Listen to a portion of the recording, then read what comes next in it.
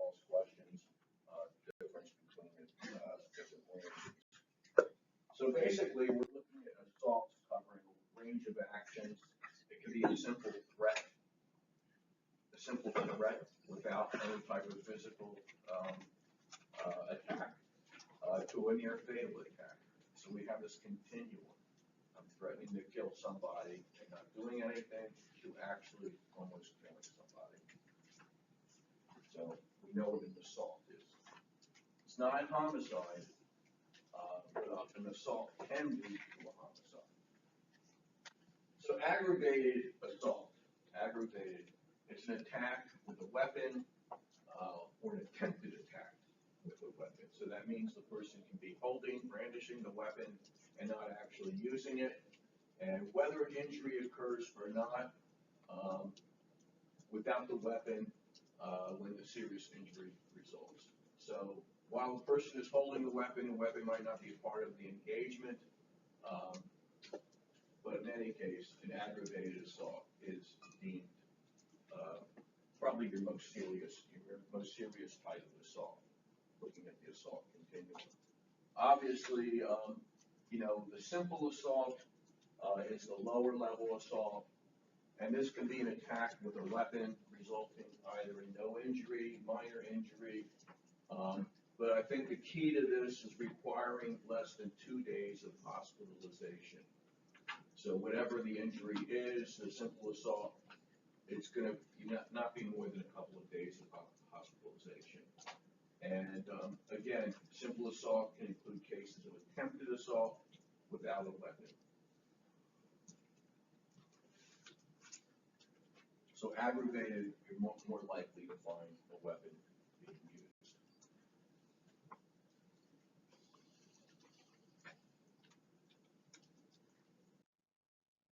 Now, homicide is a general term for the killing of another individual. And we have different types of murders that end in "cide." It comes from the Greek. For instance, filicide. Anybody know what filicide means? What's that? Like a female. Yeah. Okay. Patricide would be, a male, or it could be a king, depending on the era that you live in. Sororicide, killing your sister. Fratricide, brother. So there's all kinds, and of course, probably the most recent invention of the word is genocide, which we'll be looking at later in the course. And some of the stuff that I do research on is multiple murders, which is also called multicide. That could be a serial murder, a mass murder, spree killing, and so forth. Now, the term murder refers to a specific legal category of criminal homicide. The word murder, I'm sure you're wondering, I hope you tell me where the word murder came from. Okay. It came from the Latin murderum, which was a fine that was used by the French whenever an Englishman killed a Frenchman in the Anglo-Saxon period. They had to pay a fine. It was called murderum, and murder came out of that. Isn't that fascinating? But it's a specific legal category. So legal definitions of murder vary from state to state, but there are typically three different types of murder. We have justifiable. So basically, you hear about stand your ground defenses and things like that, in defense of life or property. And it depends on where you live in the country, how this goes down in court. It's going to, probably going to get off if it takes place in Texas or someplace in the South. But if it takes place in New England or somewhere like that, or parts of California, it might be a lot tougher to prove that it's a justifiable homicide.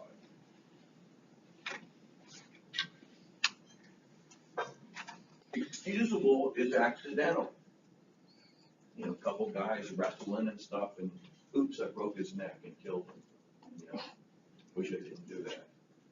It's still, counts as a homicide, but, it's accidental. So it depends, I guess, on the judge, it depends on the relationship of the two people and the situation.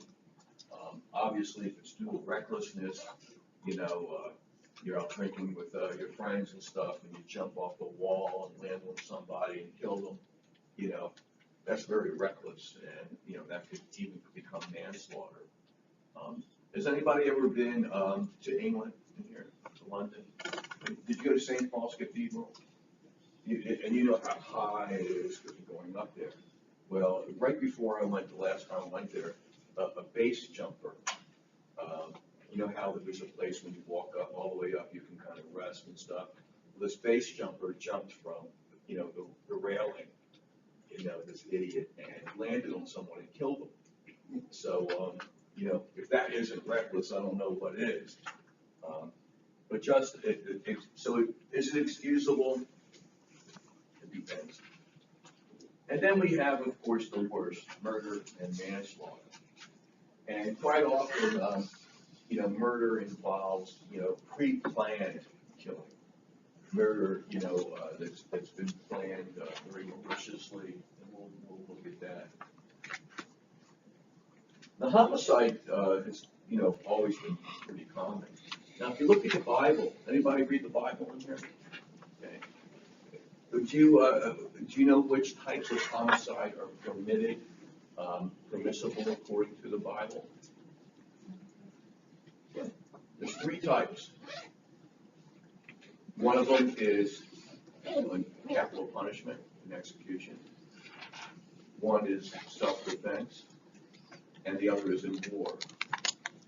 But if you look back at Mosaic law and the ancient Israel, all other types of taking a life were considered very serious offenses and were punished as such. The criminal, excusable, justifiable are 3 types of murder. First-degree murder, again, is committed with premeditation and deliberation. Like poison your significant other, with, antifreeze or something like that, or arsenic. Obviously, that's premeditated. We often find this in kind of lovers' triangles and things like that. I mean, if you watch ID Discovery, it's like every other show. Has someone dying, and then, of course, there's this malicious intent behind that person's death.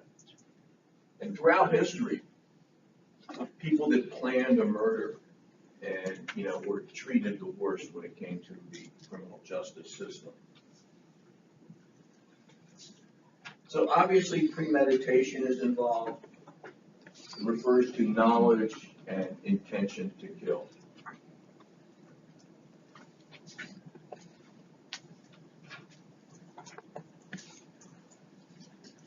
There's deliberation. It was planned, thought about, rather than committed on impulse.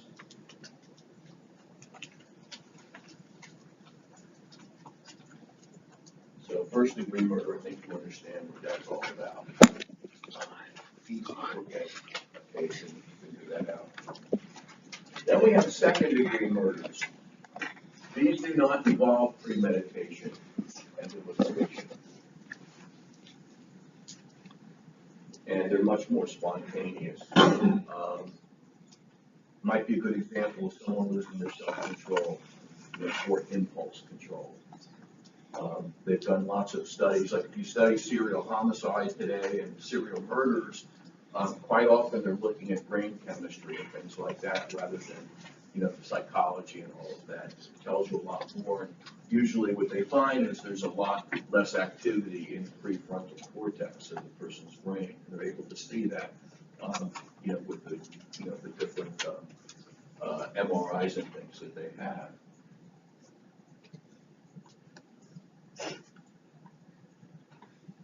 And then we have felony murder. And this usually occurs in the commission of another felony. So, for instance, somebody is raped and murdered, for instance. Or somebody's being robbed and murdered. Somebody is home when a burglar comes in and kills them. That's felony murder. And in some cases, just using a gun also plays a very important role in how something is adjudicated.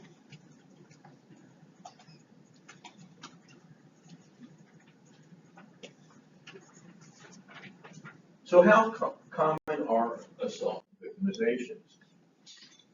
Well, we really don't know, because most assault victimizations are not reported. And, basically we only have what's reported and then reported, to the, federal, uniform crime reports.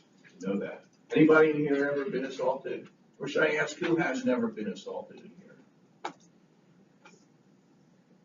You been assaulted? Well, this could be when you're young or old or whatever. I think the last time I was assaulted was a student. You want to hear this stupid assault story? Yeah. Where I'm the victim. Well, I told you I used to do all the studies abroad, go to England and everything. Usually stay in East London. And London, you think of it as everybody, being orderly and stuff like that. But, everybody's carrying knives instead of guns. And it could be an insane place. But it's never dull. Anyway, we were staying at the University, London University, one of the London universities, and there was an all-night pool hall a couple blocks away. And so, of course, I couldn't resist. This was a time when all the students had cell phones, and I couldn't go drinking with them. There were some pictures of Dr. Roth with a whiskey glass. So, anyway, walking down the street this morning. Okay, I think it's morning. But anyway, I see a bunch of these, maybe teens or late teens. They've got these big sticks, and they're hitting motorcyclists going by on the street. They're not hitting them really hard, but, when you're driving a motorcycle, just being hit a little bit is, is very unpleasant and can lead to bad things. So I'm thinking, okay, do I go across the street and walk across? Do I show fear? Do I show intelligence? Do I show maturity? Nah, that's not me. So I keep walking, and I'm going by these guys, and the next thing I know, I feel I'm getting hit in the back, like with a stick. And so, what's old Dr. Roth going to do to a bunch of these young guys, Well, Dr. Roth isn't going to run away. And so I went and I picked up a brick that I saw nearby. And these people, I don't know if they were laughing, and I slipped and fell and hit my damn knee. And so I got the brick, and I went after them, and they went running, and I threw the brick and hit a parked car. Anyway, after that interlude, and I hope it wasn't on CCTV, I don't think it was on CCTV. I go into the pool hall, and I said, okay, call the Bobbies, I just got assaulted, major case of the century. So the police actually come, they put me in the car, we go driving around looking for these hooligans, Is it before or after you mentioned you hit somebody What's that? else's? Is it before or after you mentioned you hit somebody else's car? I never, that went unsaid. I never said that. But in any case, we drove around, couldn't find it. The funny thing is months later, I get a letter in the mail from the police department in the London Metropolitan Police saying, well, this investigation on this particular situation, what a waste of time. But anyway, that was an assault, technically, and I don't know if it went into the crime feed for England, but that wasn't the worst assault I've ever had. I won't get into it, but I was assaulted in a pool hall when I was at the university, and ribs broken with a pool tube, and anyway, into all of that. But I was a college student at one time and was assaulted a couple of times. It's very assaultable.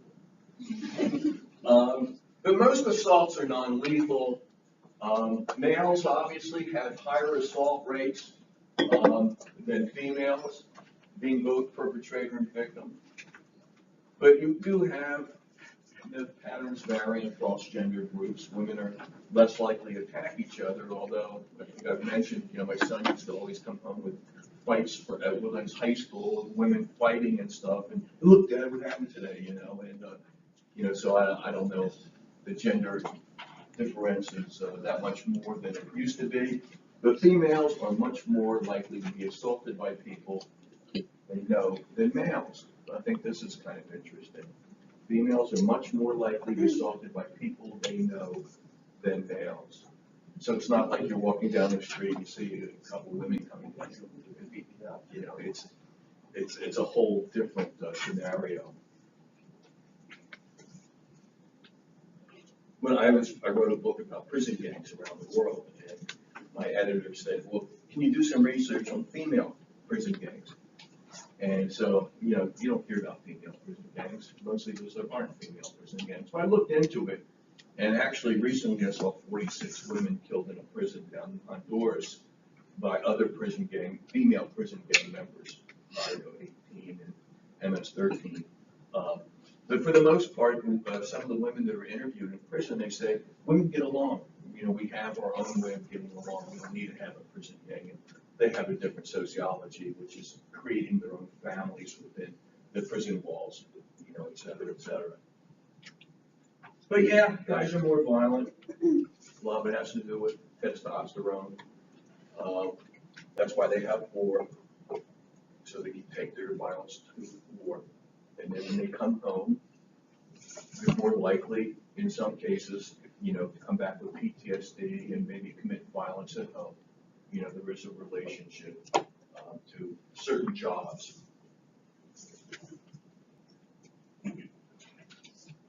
So looking at homicide rates, this only takes us up to 2017, but if we were to go even further, we'd see the homicide rate dropping even more. So if we go back to the early 70s, we're looking at about 10.2 per 100,000, homicides, which is pretty high for an industrialized country. And then it went down to almost half of that in 2016. We have more people, we have more ways of committing violence. So, the big question in criminology is why the big crime drop that started in the 1990s. As we see it starting around 1998. And nobody's really come up with a great, reason why. People were more social. Because if you look at predictions by criminologists in the years leading up, they said there's going to be a wave of super predators, young people, violent gang members, et cetera, that we're going to really knock the numbers way up. And it never happened, never materialized. So, again, you would think when you hear the politicians talking, they're running each other, and some saying the streets are running with blood and this and that. And I think, most of you go out, you go to Houston, which used to be Murder City, USA, back in the 80s. You don't see much violence. You don't worry about it that much, right? But the homicide rates are really low. If you go to, for instance, Venezuela, the homicide rate, is probably, 10 times that of the United States. El Salvador at one time was the highest in the world. But now, of course, they're, locking anybody that's thought to be a gang member is being locked up without a trial in El Salvador. So the streets are much safer. And that's one of the explanations that's been used in the United States. Violent criminals were being locked up for longer periods of time. And it's usually a small group of criminals that commit most of the violent crimes. And if they're doing more time, if you have more punitive laws, obviously you're not going to have those problems. Does that answer the question? No, it doesn't. But people are spending more time in jail. Now, of course, that's not a recipe for future lack of violence. So one thing to consider when assaults become lethal, when they become homicides, is basically, number one, rates vary. So like if you think of a city in the United States, that's usually, mentioned in the same breath as murders and homicides, what city do you usually hear about? Chicago. Chicago, okay? I've been there twice this year, and, I'm alive. But the bottom line is Chicago does have a high homicide rate, but it's only in certain areas. In Houston, it's the same thing. In every big city, it's in a certain area. So how do you stop from being a victim? You don't go there. Of course, a lot of times it happens at a gas station, carjacking, you can be a victim anywhere. But for the most part, when we're talking about homicide rates, we're just talking about small parts of the city. I was afraid to go to Chicago the first time.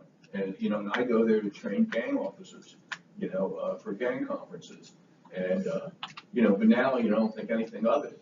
I was there in the middle of Lollapalooza, and it was, very festive, right before the Democratic Convention.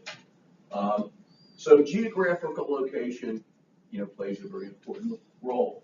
Looking at the age and race, we find more homicides, we find more assaults in areas where you have poor populations.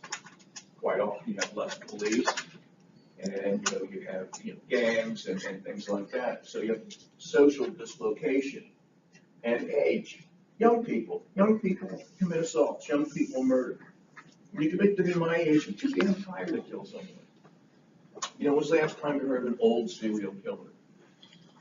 Just don't have other hobbies now.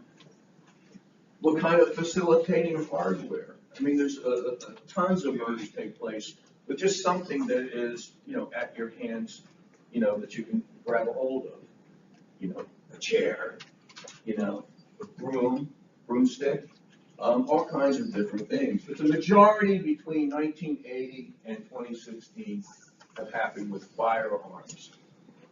Now, just because homicide rates are going down doesn't mean less people are being shot. What it means is more people are surviving being shot. And a lot of that has to do with, all the advances in medicine connected to the recent wars that we've been involved in. People were surviving these wars with multiple amputations and just horrific injuries, and in years past they would have died. And they've taken these skills and talents to the operating room, to the emergency room. So people basically are surviving gunshot wounds more often. So the dynamics change once the firearm becomes involved. Anybody follow the recent school shooting, the 14-year-old? Did anybody see the video with the police leader before interviewing the kid and his father? They'd gone to, they had reports that he was threatening to kill people. Because he was 13 at that point and didn't have blonde hair, he had black hair, I think he dyed his hair blonde. And so they have the body camera of the police interviewing the father and the son, asking him, did you threaten to shoot a bunch of people on social media? And they mentioned a couple of social media platforms that I'm not that familiar with. He said he doesn't use them, and they weren't able to positively link him to this. And of course, they asked the father, you have guns? He goes, oh yeah, lots of guns, but he would never do this because I would lose my guns. So right after this interview, where does he go? What does he do? He goes out and buys the kid an AR. And that's why he's been arrested, as a kind of an accomplice to these murders, the stupid father. You can probably go on YouTube and find the short interview, but it's really troubling. Not only that, but that morning the mother contacted the school a half hour ahead of time to say that the kid is going to be, might be causing problems today because he's been threatening violence at school. So there's always, we have these red flag alerts and things like that that quite often aren't, responded to. So whenever you see a school shooting, and we'll talk about this in more detail when we get into mass murder, there's always been some type of, someone has known about it ahead of time. The person's mentioned something, and because you mention something doesn't mean, that something's going to happen. Then, of course, what is the solution to school shootings? Having school resource officers with guns? So that did well in Uvalde. You had 400 officers there standing in the hall with guns. You know, you look at Columbine, they had, school officers.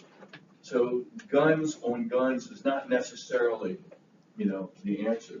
The answer is parents being held responsible in more cases.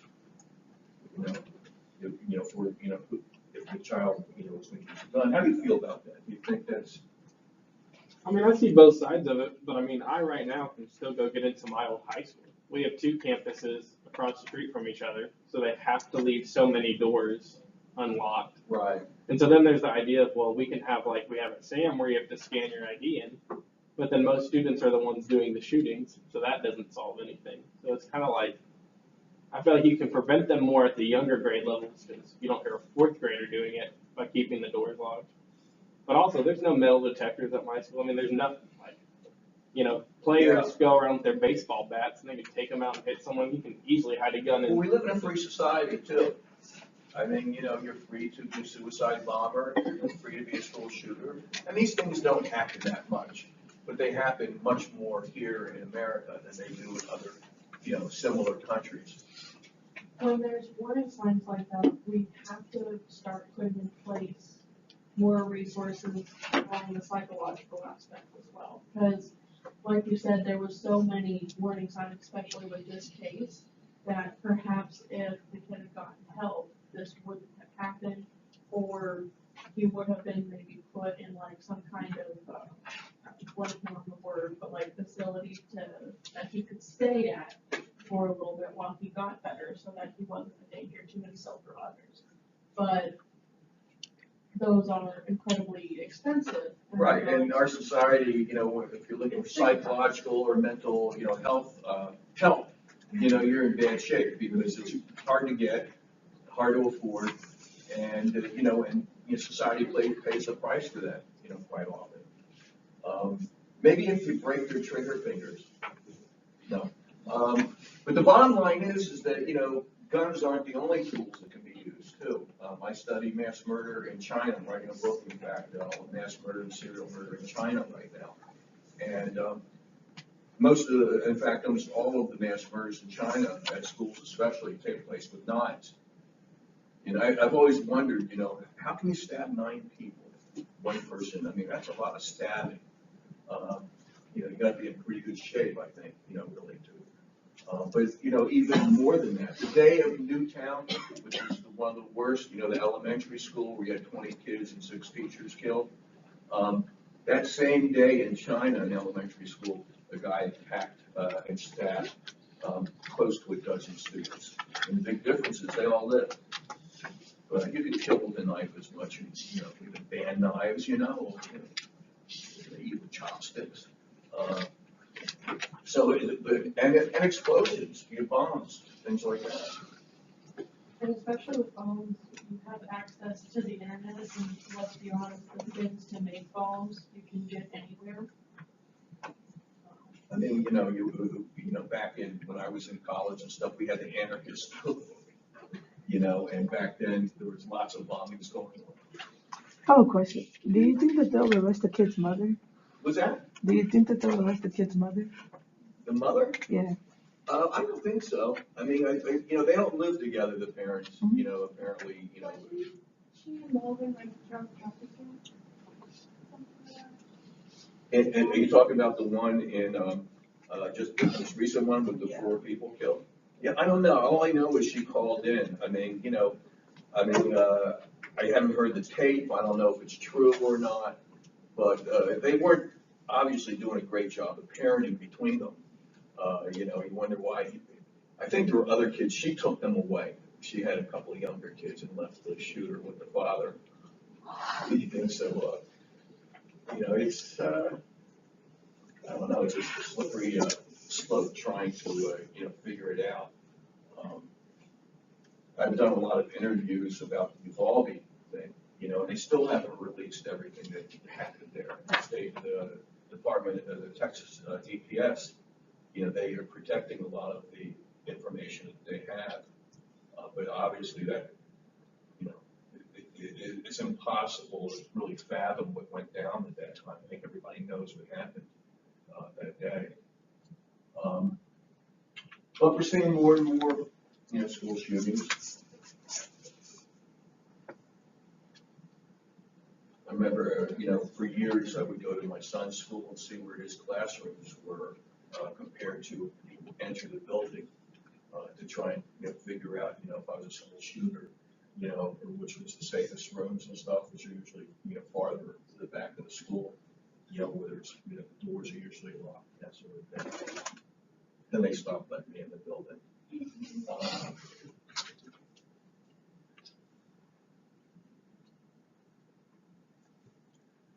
How about the guy who's driving along the highway in Kentucky shooting people? They still haven't caught that guy.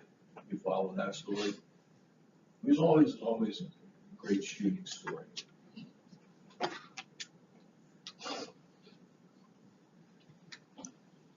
All right, let's call it a day.